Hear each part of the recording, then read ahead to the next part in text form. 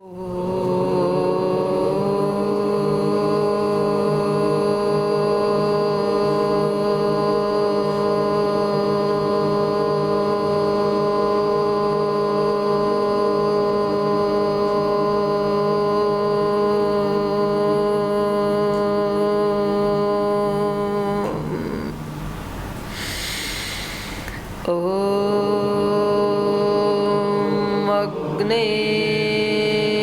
व्रतपते व्रतं चरिष्यामि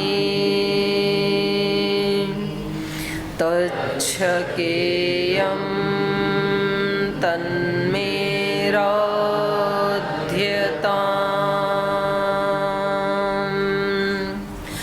इदमहमनृतात् सत्यमुपैमि ॐ सहनाववतु सहनौ भुनक्तु सह वीर्यङ्करवावहै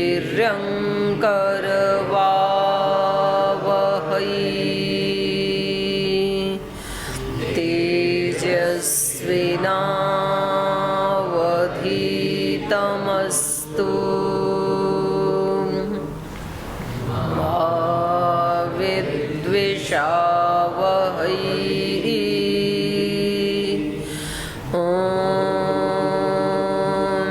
शांति शांति शांति।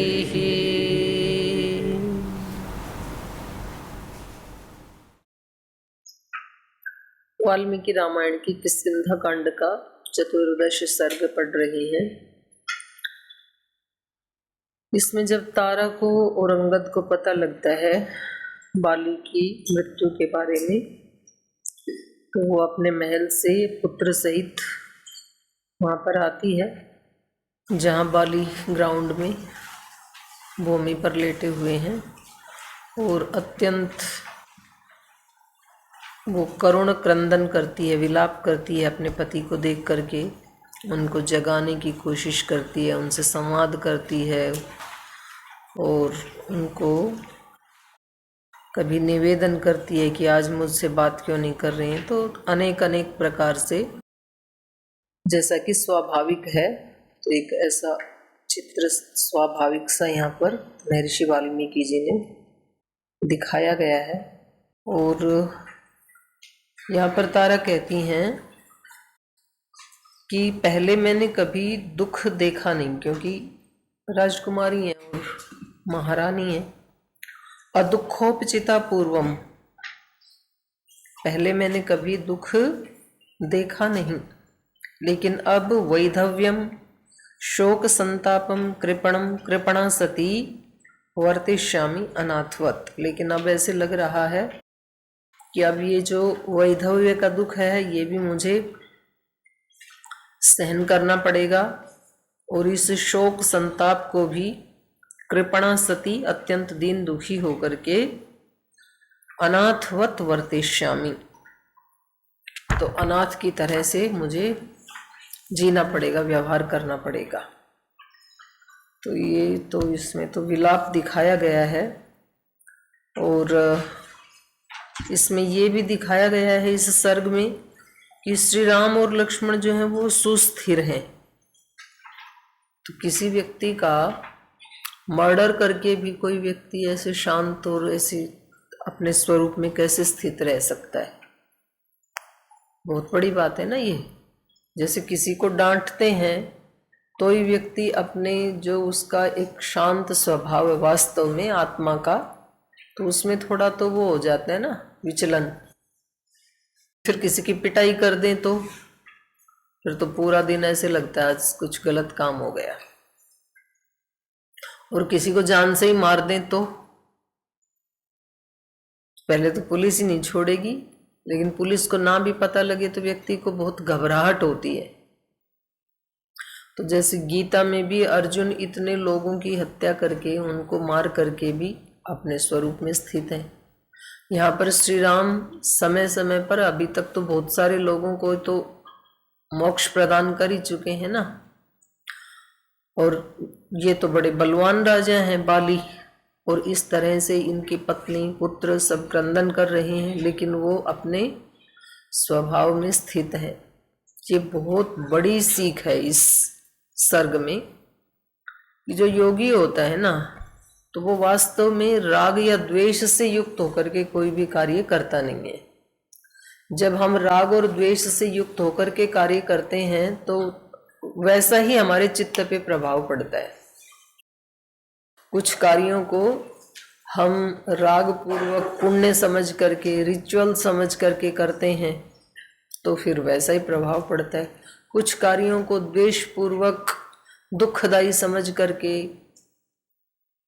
उस तरह से करते हैं तो साधिकार चित्त से या क्लेश मूलक चित्त से जो भी कर्म किए जाएंगे उनके वैसे संस्कार बनते हैं, वैसा कर्माशय बनता है और वैसा ही फिर प्रभाव भी दिखाई देता है व्यक्ति के ऊपर। लेकिन जिसने अपने चित्त से राग द्वेष अविद्या अज्ञान का नाश कर दिया है तो उसको बहुत अनुकूल आने पे भी वो व्यक्ति प्रभावित नहीं होता है और बहुत प्रतिकूल आने पर भी प्रभावित नहीं होता है। तो ये कल्पना जैसे लग रहा है हमें, ऐसा कैसे हो सकता है। श्री राम का जब राज्य तिलक होने का समाचार सुना तो भी वो नाचने कूदने नहीं लगे थे, वाह वाह मौज हो गई, अब तो कल तो राजा बन जाएंगे, ऐसा कुछ नहीं किया। जैसे आप देखते हो ना क्रिकेट के मैदान में, जीत गए, टीम जीत गई तो फिर कैसे करते हैं उसको, हाँ हुल्लड़, सारे लिपट जाएंगे, कूदेंगे, और फिर जो बाजू में बैठे हैं वो भी नाचते गाते हैं, और जो अपने घर में बैठ के टीवी देख रहे हैं वो भी नाचते कूदते हैं। श्री राम ने तो ऐसा कुछ किया नहीं। और फिर अगले दिन जब राज्य अभिषेक का समय आया तो पता लगा कि वन में जाना है, माता जी का आदेश है। तो तब भी जैसे एक संयमित चेहरे से वो अंदर गए थे, उसी संयमित चेहरे से बाहर आए। तब मुंह लटका हुआ नहीं था उनका, और ऐसे सिर नहीं पटक रही थी कि ये क्या हो गया, कैसे मुंह दिखाऊं, इतने लोग हैं। यहाँ तो जैसे हम संगठन में ना किसी को दायित्व देते हैं, फिर 2-3-4 साल या जितना भी करके फिर कोई और अच्छा व्यक्ति तैयार हो जाए, भाई बहन, तो हम कहें भाई अब इसको चांस दे दो, अब इसको कर लेने दो, आपने तो खूब अच्छी सेवा कर ली। तो बोल जी इसको दे दी तो मैं बाहर जाके मुंह क्या दिखाऊंगी संगठन में कि मेरे को क्यों हटा दिया। तो इसमें कौन सी मुंह दिखाने की बात है, सेवा में लगे थे, कोई सैलरी मिलती नहीं है यहाँ पे। जितने दिन आपको अवसर मिला, सौभाग्य मिला, आपने किया, अब उसको कर लेना, और आप भी करते रहो, आपको कोई मनाही थोड़ी है सेवा की। तो छोटी सी बात से ही फिर हम ये सोचते हैं कि जी मैं कैसे मुंह दिखाऊं। बच्चों के कंपटीशन टेस्ट देते हैं, अगर किसी में नीचे का कोई रैंक आ गया, मुझे बाहर कैसे निकलूं। और कभी कभी तो बच्चे आत्महत्या तक कर लेते हैं, मैं तो कंपटीशन में पास नहीं हुआ तो अब तो कुछ बचा ही नहीं जीवन में मेरे लिए। क्यों नहीं बचा, इतना खुला आकाश है, कितनी भी लंबी उड़ान भरो, इतना बड़ा जीवन है। तो ये जिनके चित्त से राग द्वेष अज्ञान अविद्या का सचमुच नाश हो जाता है ना, तो वो फिर जो भी कर्म करते हैं वो कर्तव्य भाव से करते हैं, जिसको गीता में सात्विक कर्म कहा है। कर्तव्यम इति, करना ही चाहिए मुझे, ऐसा सोच के वो करते हैं कर्तव्य भाव से, ये मेरा फर्ज बनता है, ये मेरा कर्तव्य बनता है, बस। उससे पाप मिलेगा, पुण्य मिलेगा, अच्छा होगा, सुख मिलेगा, दुख मिलेगा, तो वो उनके होता नहीं है उनके चित्त में। तो हम कैसे इसको फॉलो कर सकते हैं? कुछ कर्मों में भी क्या हम ऐसा कर सकते हैं? पढ़ाई कर रहे हैं, अपनी पढ़ाई करें हम, उसका क्या रिजल्ट आएगा, कैसा फल मिलेगा, किसको कैसा लगेगा, तो उसकी परवाह ना करके, लेकिन पढ़ते समय कोई कसर ना छोड़ें अपने कर्तव्य कर्म को। श्री राम जो भी कर्म करते हैं ना, तो ऐसे ढीले ढाले मन से नहीं करते हैं कि चलो अब संध्या का नियम है तो संध्या करनी तो पड़ेगी, लेकिन आज तो क्या ही संध्या करें, कहाँ राज्य अभिषेक होना था, कहाँ आज कांटों में बैठे हैं, तो चलो अब अनमनेपन से बैठ जाते हैं आंख मूंद के, चित्त तो लगेगा नहीं। ऐसा नहीं करते। जो करते हैं, जिस कर्म को करते हैं उसको 100% तल्लीन होके करते हैं, कर्तव्य कर्म समझ करके करते हैं। तो ऐसा हम कभी महीने में 1 बार या 2 बार भी करके देखें ना, तो तब पता लगेगा कि ये चीज है क्या। रोज तो होता नहीं है, रोज तो बोला बोला जाता है कि सब कर्म कैसे करो, पूजा भाव से करो, भक्ति भाव से करो, भगवान की आराधना कर रहे हैं ऐसे भाव से करो। ये तो क्लास में बोला जाता है और सुना जाता है, बस किया थोड़े ना जाता है। पर कभी किसी दिन, जैसे आप किसी दिन निराहार रहते हैं, आज एकादशी है, आज शिवरात्रि है, आज जन्माष्टमी है, तो फिर जब व्यक्ति ऐसे संकल्प ले लेता है ना, तो आहार में उसका मन जाता नहीं है फिर, और भूख के समय पे भूख भी लगती नहीं है, क्योंकि पहले ही मन को बता दिया तो मन प्रिपेयर हो जाता है। जिस दिन आप ये सोच लेते हैं कि आज तो 26 जनवरी है और हमारे को योग भवन में 5:45 बजे पहुंचना है, तो आप उठ जाते हैं समय से। नहीं पहुंचना है तो नहीं उठेंगे, तो मन हमारा तैयार हो जाता है। तो ऐसे ही हमें कभी महीने में 1 बार या 2 बार ये भी व्रत करने चाहिए कि आज सुबह से शाम तक जो भी कर्म करेंगे वो कैसे करेंगे, निष्काम भाव से करेंगे, कर्तव्य भाव से करेंगे, राग द्वेष से मुक्त होकर के करेंगे, चित्त को बिल्कुल प्रशांत रखते हुए करेंगे। ऐसा अभ्यास करना चाहिए। तो फिर उस कर का फल क्या है, उसकी अनुभूति होती है, तब समझ में आता है कि ये रामत्व क्या है। जैसे पूज्य गुरुदेव हमें सिखाते रहते हैं ना रोजाना, वे सनातन धर्म का मतलब क्या है। सनातन धर्म का मतलब है सनातन धर्म के जो आदर्श पुरुष हैं, राम है, कृष्ण है, शिव है, हनुमान है, तो वो हमें बताते हैं कि रामत्व जीवन में आना चाहिए, कृष्णत्व आना चाहिए, शिवत्व आना चाहिए। जैसे मातृशक्ति के लिए माता सीता आदर्श है, तो सीता तत्व जीवन में उतरना चाहिए, तब सनातन धर्म की जय होगी। नारा लगाने से तो नहीं होगी। तो उसको जीने से कैसी फीलिंग होती है, माता सीता को कैसी फीलिंग होती होगी, उसको जानने के लिए एक दिन खुद वैसे जीना पड़ता है। श्री राम को कैसी फीलिंग होती होगी संसार में जीते हुए और ये अपने सब कर्तव्य कर्म करते हुए, उस फीलिंग को फील करने के लिए, उस अनुभूति को अनुभव करने के लिए कभी एक दिन राम बन के जीना पड़ेगा, और फिर वो जो अनुभव है वो अगले दिन फिर खुद ही जीवा देगा, क्योंकि उसमें इतनी पावर है। राम से बड़ा राम का नाम, तो राम से बड़ा राम का नाम का मतलब है राम तत्व बड़ा है, रामत्व बड़ा है। वो आज भी वैसा ही है जैसा उस दिन था। तो आज भी कोई उस तरह से थोड़ी देर भी, और पद्धति तो यही है पूजा करने की, शिवम भूत्वा शिवम यजेत, रामम भूत्वा रामम यजेत। वो होकर के ही हम उसकी पूजा कर सकते हैं। तो अपने आप को तद्रूप तदाकार अपने चित्त को करके, तो यहाँ पर भले ही ये चिल्ला रही हैं तारा, और इतने ये जिनका डील डोल जो महाबलशाली थे पृथ्वी पे, उस समय उनको कोई पराजित नहीं कर सकता था, इतने बलवान थे बाली। तो ऐसा व्यक्ति युद्ध क्षेत्र में नीचे गिरा हुआ है तो भी श्री राम सुस्थिर खड़े हैं। तो ये हमें इस सर्ग से सीखने को मिलता है। तो पीछे के पाठ से कुछ पूछना है किसी को? ओम पूज्य माता जी। बेटा। माता जी, क्या तपस्वी को अपने प्रियतम वस्तु या व्यक्ति के नष्ट हो जाने से शोक करना चाहिए, या कहीं कि शोक से युक्त व्यक्ति तपस्वी हो सकता है? देखो, मानव शरीर में है ना, तो थोड़ी देर के लिए मानवोचित प्रभाव पड़ सकता है तपस्वी के ऊपर भी, लेकिन वो बहुत जल्दी उससे बाहर निकल जाएगा।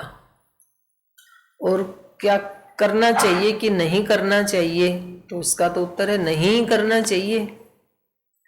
शोक तो कोई करने जैसी चीज थोड़ी है। पाप करना चाहिए, नहीं करना चाहिए, नहीं करना चाहिए पाप तो शोक कोई पॉजिटिव चीज तो नहीं है, नेगेटिव चीज है, तो नहीं ही करना चाहिए।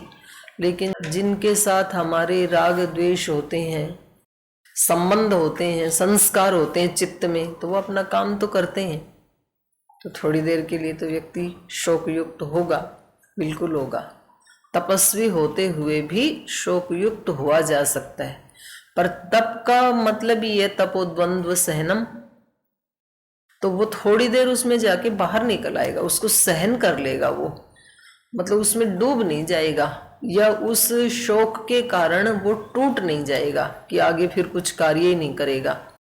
पर जो तपस्वी नहीं है, जिसको द्वंद्व सहन करना नहीं आता है, तो वो व्यक्ति कभी कभी तो इतना ज्यादा उसमें उसको सहन नहीं कर पाता है कि एक व्यक्ति के शोक का संदेश सुन के दूसरा व्यक्ति भी चल बसा। ऐसा हो जाता है, सच्ची कहानियां हैं ये।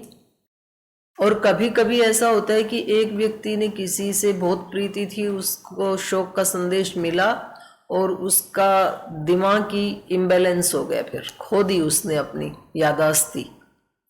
तो ये फिर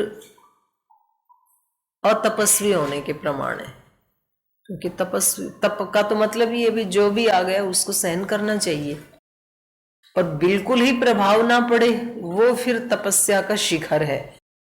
वो भी स्थिति होती है योगियों की कि एक क्षण के लिए भी प्रभाव नहीं पड़ेगा।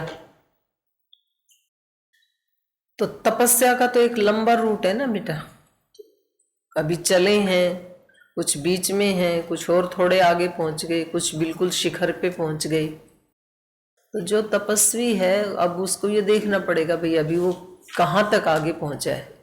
तो कभी उस पर प्रभाव तो होगा, क्योंकि चित्त भी है उसके पास, इंद्रियां भी हैं, तो वो अपना काम तो करेंगी, लेकिन वो अपनी सूझबूझ से, अपनी सामर्थ्य से, आत्मिक शक्ति से उससे बाहर निकल आएगा।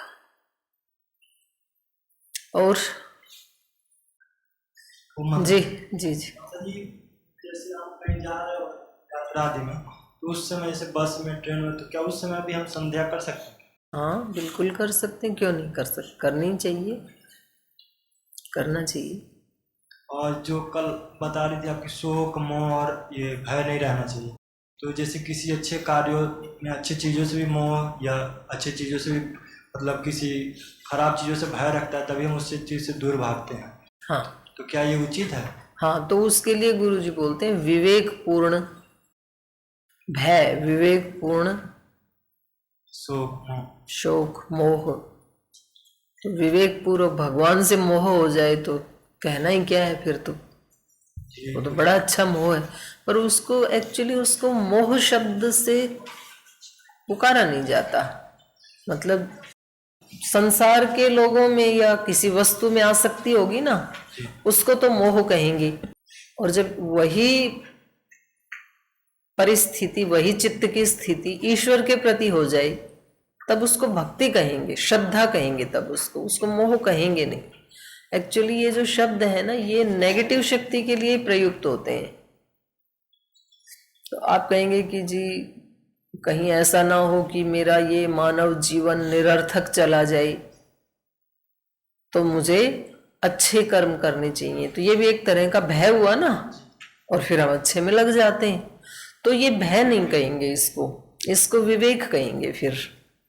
तो ये शब्द जो नेगेटिव शब्द हैं, ये प्राय नेगेटिव चीज के लिए ही प्रयुक्त होते हैं, उनके लिए प्रयुक्त होते नहीं। फिर वो श्रद्धा, भक्ति ऐसे शब्द हो जाते हैं। श्रद्धा क्या होती है? श्रद्धा की तो बड़ी महिमा गाई ना शास्त्रों में। वेद ने भी कहा श्रद्धा को मूर्धा पे रखो, और योग दर्शन में भी कहा माता की तरह जननी इव कल्याणी। तो ये श्रद्धा है क्या है? श्रद्धा चेतस संप्रसाद, ये कहाँ कहा? उपनिषद में, योग दर्शन में। अच्छा, तो ये श्रद्धा तत्व क्या है? चलो कल उत्तर देना, आज आपके लिए प्रश्न छोड़ दिया, अब मेरे को ही पूछने पड़ेंगे, आप नहीं पूछते हैं तो। श्रद्धा तत्व क्या है, कैसे वो माँ की तरह हमारी रक्षा करता है, क्यों उसकी इतनी महिमा बताई है, और क्यों हमें सभी कर्म श्रद्धा पूर्वक क्यों करने चाहिए। तो ये सब आप श्रद्धा के बारे में ना कल अपना अपना आंसर देना, आज आपके लिए प्रश्न छोड़ दिया मैंने। चलें आगे पढ़ें। तो ये शोक कर रही हैं तारा, और फिर अपने पुत्र की तरफ भी इनकी दृष्टि जाती है, तो वो आगे उसकी चिंता कर रही हैं।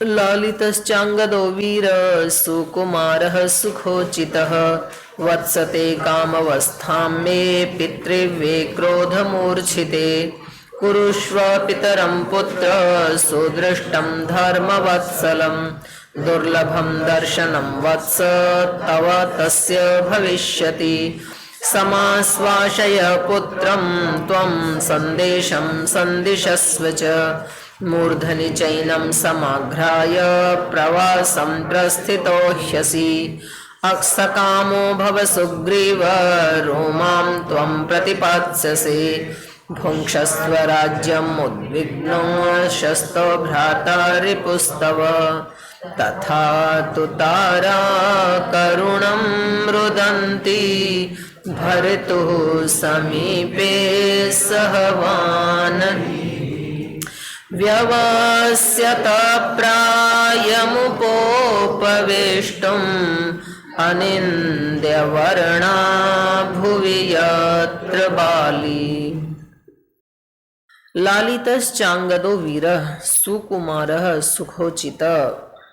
फिर उनको लक्ष्य करके बाली को संबोधन करते हुए कह रही है, लालितश्चांगदो वीर, ये वीर अंगद जो कि सुकुमार है, सुखोचित है, जिसको सुख मिलना चाहिए था, सुख का जो अधिकारी है, वह जो आपने बड़े प्यार से इसको पालन किया था, लालन पालन किया था।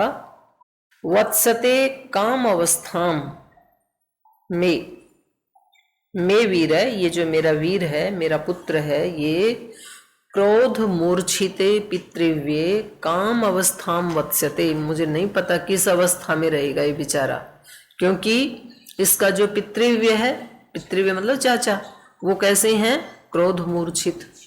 तो क्रोध मूर्छित होने पर, चाचा के क्रोध मूर्छित होने पर, क्योंकि वो तो है ही क्रोधी, इसीलिए तो मरवा दिया अपने भाई को, तो उसकी इस अवस्था में उसके अधीन रहते हुए ये मेरा पुत्र, जिसको बाली ने और मैंने कितने लाड प्यार से पाला था, जो कितना सुकुमार है, जो सुखोचितः सुख भोगने का अधिकारी है, काम अवस्थाम वत्स्यते, न जाने किस अवस्था में रहेगा। माने इसकी बड़ी दयनीय स्थिति होने वाली है, क्योंकि इसके चाचा तो बदला लेंगे इससे क्रोध मूर्छित होकर के, ऐसे उसको लग रहा है।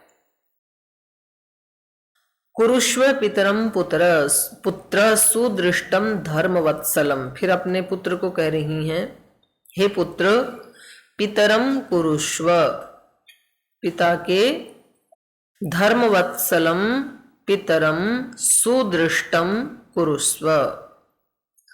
जो आपके पिता जो धर्मवत्सल थे, तो देखो ये भी पता लगता है कि आदमी जीते जी चाहे कुछ त्रुटि भी करता है, दोष तो होते ही हैं, सभी में ही होते हैं, तो मरने के बाद उसके दोष नहीं देखे जाते हैं। आपने कभी भी किसी भी व्यक्ति की शांति सभा देखी होगी, तो जितने भी वक्ता आएंगे ना, वो उसके एक एक गुण का बखान करते हैं। ऐसा था, एक बार ऐसे हुआ, उन्होंने ऐसे किया। तो कई बार तो मतलब आदमी का मन ये करता है जीने से तो मरना ही ठीक है, क्योंकि जीते जी तो कभी किसी की अच्छाई कोई देखता है नहीं। और मरने के बाद सब अच्छी अच्छी ही उसके ऊपर कमेंट्री करते हैं, दोष नहीं बताते।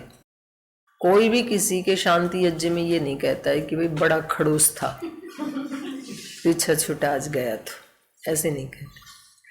तो अभी तारा भी इनको गए तब तो कह रही थी कि आपने ठीक नहीं किया, आपको सुग्रीव को ऐसे ही प्रीति करनी चाहिए जैसे श्री राम लक्ष्मण से करते हैं, कुछ सीखो उनसे, और आप गलत कर रहे हो, आपको उनको बुला लेना चाहिए। लेकिन अब जाने के बाद अपने पति को क्या कह रही हैं? धर्म वत्सलम, धर्म से प्रीति करने वाले थे आपके पिता, बड़े धर्म वत्सल थे। तो ऐसे धर्म वत्सल पिता को हे पुत्र संदृष्टम कुरुष्व, इनके अंत्येष्टि संस्कार की तैयारी करो अब। और दुर्लभम दर्शनम वत्स तव तस्य भविष्यति, इनके दर्शन भी कर लो, क्योंकि आज के बाद इनके इस पार्थिव शरीर के दर्शन दुर्लभ हो जाएंगे, हो नहीं पाएंगे दोबारा। तो इसलिए कह रही हैं हे वत्स तस्य दर्शनम दुर्लभम भविष्यति, तो इनके अंत्येष्टि की तैयारी करो, अंतिम संस्कार की तैयारी करो धर्म वत्सल पिता की, और अपने पिता के दर्शन भी कर लो, क्योंकि इसके बाद ये दर्शन दुर्लभ हो जाएंगे आपको।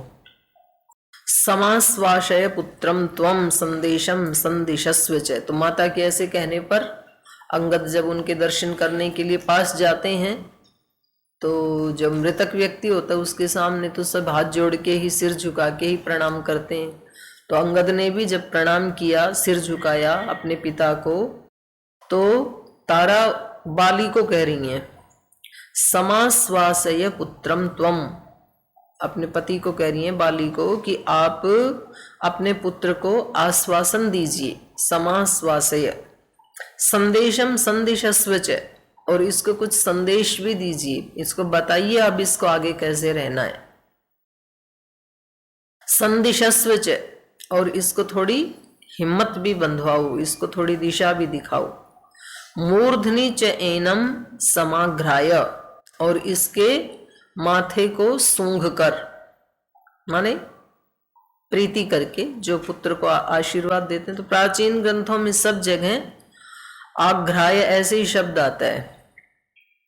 यद्यपि उस समय कोरोना नहीं था, लेकिन तो भी वो कोरोना से पहले ही इतने शिष्ट थे हमारे पूर्वज। आजकल जैसे माथे को चूमते हैं ना, तो ऐसे नहीं चूमते थे पहले। तो वो करते हैं जो नामकरण संस्कार आदि, तो भी पिता पुत्र के माथे को सूंघता है केवल, मतलब वो फीलिंग करता है, क्योंकि चूमने से उसकी लार के जो बैक्टीरिया वायरस हैं वो दूसरे को जा सकते हैं। कोरोना काल में दूर रहते थे ना, नहीं तो चले जाएंगे एक के दूसरे में, जूठा नहीं पिए। तो ऐसे उस समय करते थे। तो ये इनमें भी ये प्रचलन था। ये कह रही है मूर्धनि च एनम समाघ्राय प्रवासम प्रस्थितो ह्यसि, क्योंकि अब आप प्रवास पे जा रहे हैं, आप लंबी यात्रा पे जा रहे हैं, तो पुत्र को आशीर्वाद दीजिए, उसको कुछ संदेश दीजिए, उसको समाश्वासय कुछ आश्वासन दीजिए, धीरज दीजिए, उसको भरोसा दीजिए। तो ऐसे अपने पति से कह रही है। और क्योंकि अब वो शोक में है ना, तो शोक तो सारे, यद्यपि ये तपस्विनी है, मंत्रवित है, तो बहुत अच्छी बहन है, लेकिन जब शोक में होता है ना कोई व्यक्ति, तो उस समय फिर वो ज्ञान काम कम करता है, काम करता नहीं है। तो इसलिए वो सुग्रीव को उपालंभ दे रही हैं, उल्हाना दे रही हैं कि भाई आपके कारण इनकी ये हालत हुई, आज जमीन पे पड़े हुए हैं। तो कह रही हैं सकामो भव सुग्रीव, सुग्रीव तुम तो सकाम हो जाओ, माने तुम्हारी कामनाएं तो पूरी हो गई। यही तो कामना थी आपकी कि इसको मार के मैं राजा बनूं। सकामो भव सुग्रीव रोमाम त्वम प्रतिपत्स्यसे, और अब तुम रूमा को भी प्राप्त कर लोगे, तो ये भी तुम्हारी कामना थी। तो ऐसे बोल देते हैं ना, भाई तेरी तो इच्छा पूरी हो गई, अब तो खुश हो, तू तो खुश हो। जब कभी व्यक्ति शोक में होता है ना, भाई दूसरे व्यक्ति ने शिकायत लगा दी, हमारी शिकायत तो ठीक ही लगाई थी, हम कर ही रहे थे गड़बड़, और फिर जो बड़े हैं गुरुजन, उन्होंने हमारे को डांट दिया उस शिकायत पे। तो गुरुजनों को तो कुछ कहा गया नहीं, और वापस जाके उसको बोला अब तो हो गई खुश।